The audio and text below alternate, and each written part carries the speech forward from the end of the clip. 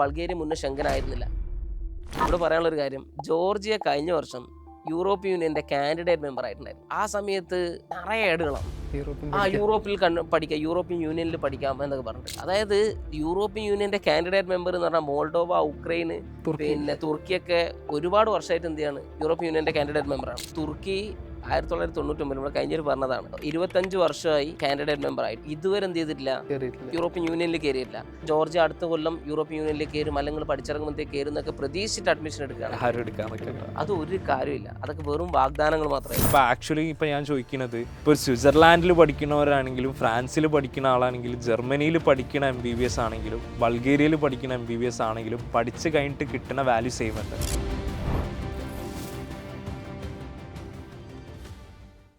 അടുത്തൊരു set of European countries ഉണ്ട്, അതായത് നമുക്ക് അഫോർഡ് ചെയ്യാൻ പറ്റുന്ന ഓൾമോസ്റ്റ് ഒരു 70 to 80 ലക്ഷം രൂപ വരെയൊക്കെ ഫുൾ ബഡ്ജറ്റ്, അതായത് ഫീസ് മാത്രമല്ല, ഫീസ്, ലിവിങ് എക്സ്പെൻസ്, പോയി വരുന്ന ചിലവുകളെല്ലാം അടക്കം തീരുന്ന രാജ്യങ്ങളുണ്ട്. അപ്പോൾ Bulgaria, Romania, Poland, Hungary, check republic, ഇതുപോലുള്ള രാജ്യങ്ങൾ, സ്ലോവേനിയ. അതെ. അപ്പോൾ ഈ രാജ്യങ്ങളിൽ നമ്മൾ MBBS പഠിക്കണം എന്താണെന്ന് വെച്ചാൽ, നമ്മളൊരു ഡെവലപ്ഡ് കൺട്രിയിലാണ് പഠിക്കണത്.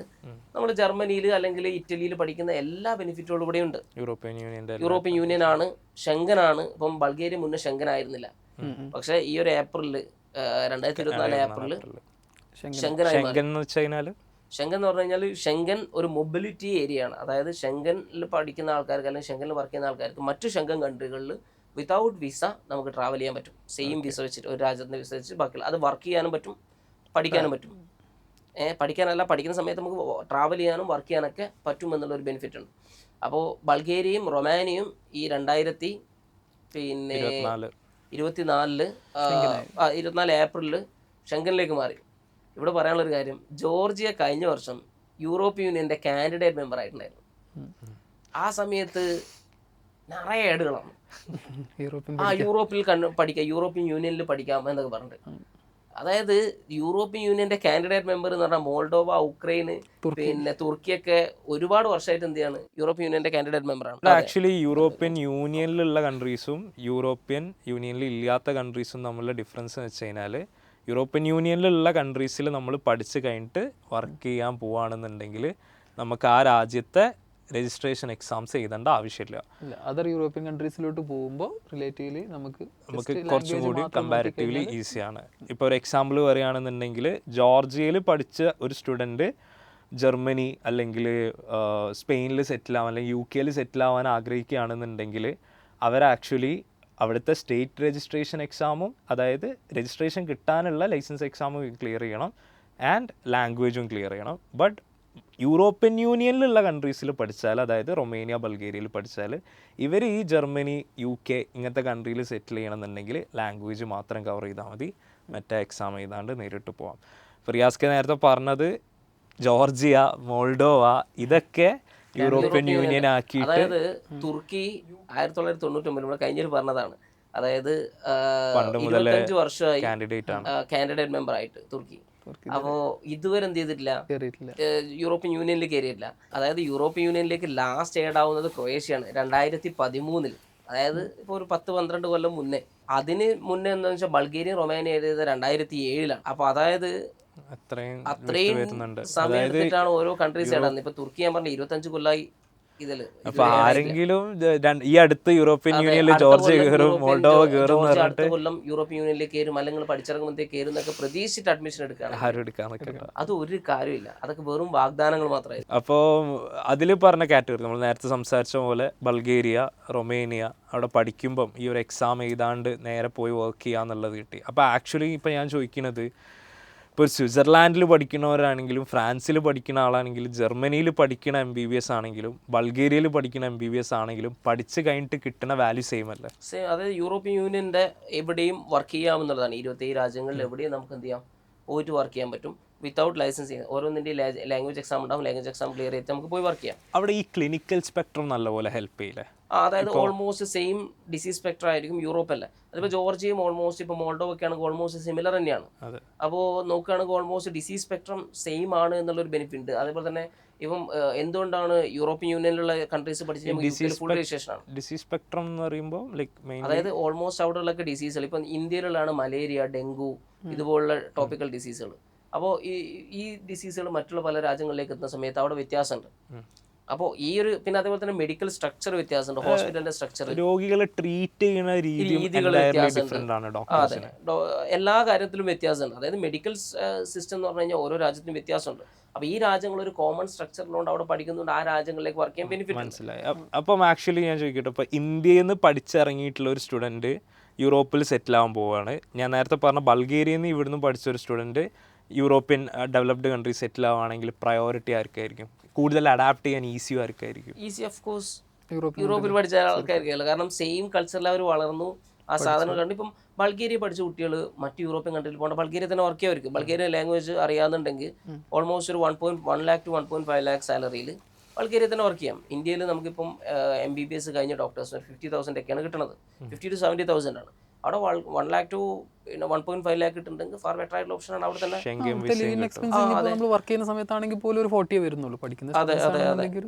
പിന്നെ അവരുടെ ആക്ച്വലി ആ റെസ്യൂമിങ് സ്ട്രോങ് അല്ലേ, യൂറോപ്യൻ യൂണിയൻ പഠിച്ച് കഴിഞ്ഞു എന്നുള്ള ആ ഒരു ഗ്രാജുവേഷൻ.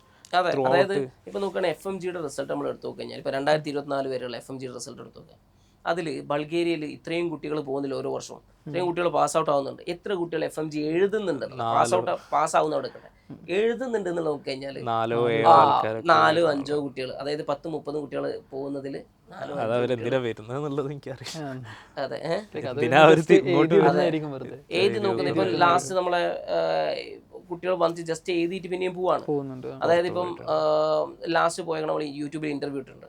മൂപ്പരൊക്കെ എന്താണെന്ന് വെച്ചാൽ നാട്ടിൽ വന്ന് ഒരു വർഷം ഒന്ന് നിന്നിട്ട് പിന്നെ എന്ത് ചെയ്യാണ്, ആയിട്ട് പോവാണ്. എക്സാം എഴുതിയിട്ടൊന്നുമില്ല, നിന്നിട്ട് എഴുതി നോക്കുന്ന ആൾക്കാരുണ്ട്. ഇപ്പോഴൊക്കെ ബൾഗേറിയയിലുള്ള mainly 4th year 5th year students German പഠിച്ചു തുടങ്ങുന്നുണ്ട്.